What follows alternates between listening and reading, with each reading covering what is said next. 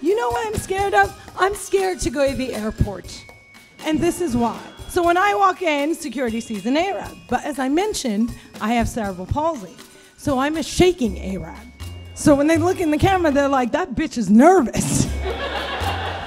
Proud Muslims, proud Muslims. Yes, give it up for Islam, baby.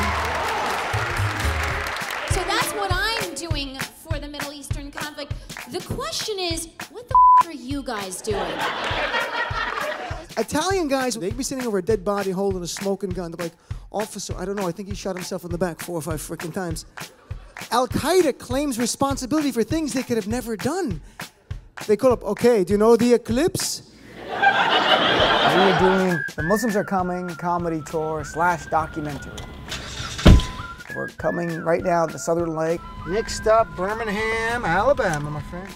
We're trying to use our comedy as a way of reaching out to people. And kind of showing them the other face of Islam.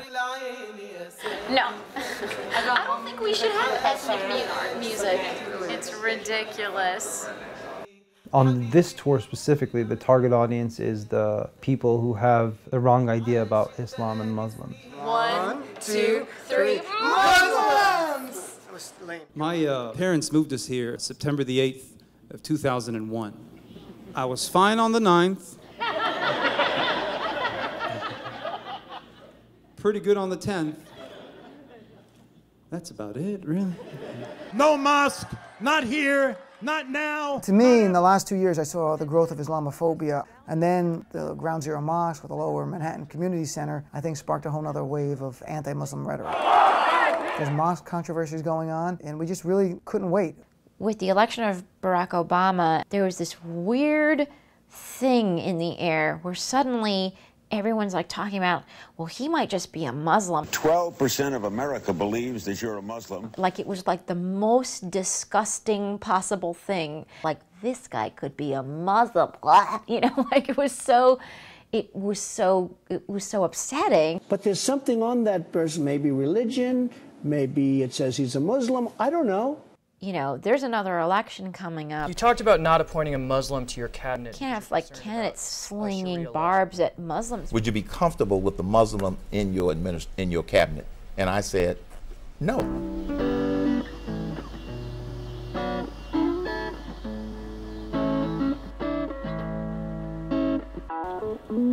I thought it was really important to go to these towns and come, you know, kind of come in peace.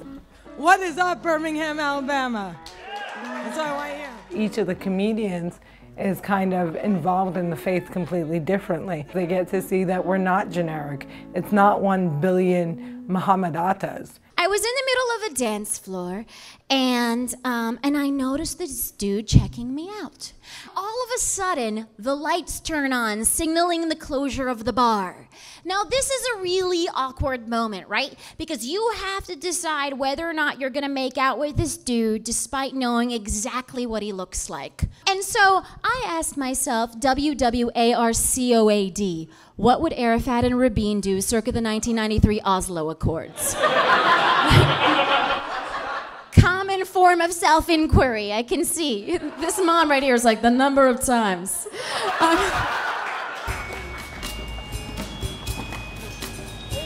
People in Birmingham, come play a game with us. Name that religion. You can win prizes. All right, want to play the game anyway? Come on over, young guy. What's your name? 2 out of 3 questions. They're from the New Testament, Old Testament, the Quran. You have to guess.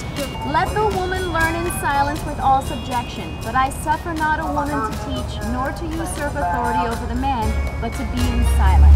Quran. Wait, that was a very quick answer. Very quick answer. And why did you answer that way? Because of women are subjected to men. Okay.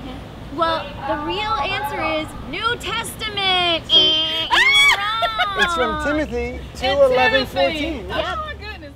We're playing on people's perception of Islam.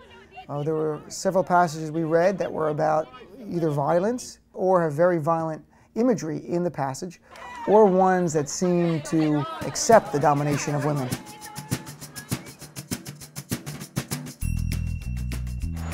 So now we're going to do Ask a Muslim.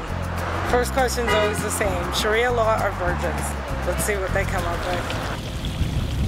Here's the question I guess I would ask you. Why are there not more voices being brought to the forefront criticizing the Muslims who are being extreme? I mean, I actually feel like, there's a lot of like, just completely regular Muslims like us who don't get as much press attention because it's not fun to cover normal people. Well, that's true too. What they asked was never, ever what I thought they would ask. I didn't think they'd ask the same question over and over. Why aren't Muslims more vocal about being against terrorism? And I was like, why don't you call the booker from any of the mainstream media and ask them why? For example, you're dressed like an American. Yeah, I am an American. Okay. Yeah, I'm an American Iranian. You know, there's only one kind of American, and that's American. My ancestors are from Holland, but I don't claim to be a Dutch American. Right. I'm an American American. Do the other women that cover themselves and their men, do they look down on you? So it's a totally personal decision. I'm super duper secular. I think that Islam contains someone like me. Just like I feel like the average American who doesn't, celebrate like every holiday on the Christian calendar, they will call themselves a Christian, and I think they have a right to call themselves a Christian. This is like a family vacation. Scott's got Hooters. You take Hooters, Scott. Yeah, definitely. We're just gonna ask people about religion. You know, in the last 10 years or so, I think people are really leery, about, Muslim religion. I grew up among Muslims, so I know that they're not everybody's bad. How do you think like the people in your neighborhood would respond to a mosque opening up there?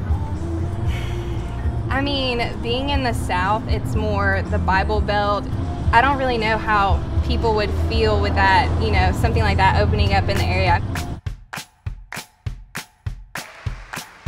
Hello, Tennessee!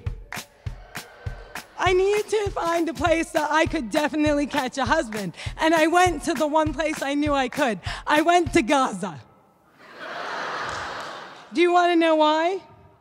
It's the perfect place to catch a husband because they've got nowhere to run.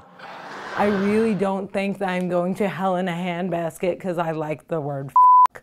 I don't think I am because I wear sleeveless. What it says in the Quran is cover. If you go to Indonesia, Muslim women dress a certain way. If you go to Pakistan, they dress a certain way. If you go to Lebanon, they're half naked and glittery. Don't think that just because I don't cover my hair that I'm not truly Muslim. I feel covered and I'm good with God. Well, thank you guys. God bless you. We're going to bring all the other comics just out for a big applause. Let's bring everyone. We're going to bring all the comics out. We've talked to a lot of people on this tour, and I think by and large everyone is really cool with us. Do you guys have any questions for us? What's been your most enjoyable experience? I think the notion that the South is a monolith and this, Southerners uniformly hate different groups is absolutely not true. We knew that it wasn't true going in. The Muslims here, how many by show of hands want Sharia law to be imposed across America? Anyone? Be honest. Nobody.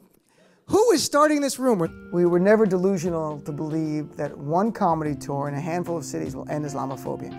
But little by little, just trying to chip away at it. That's what this is.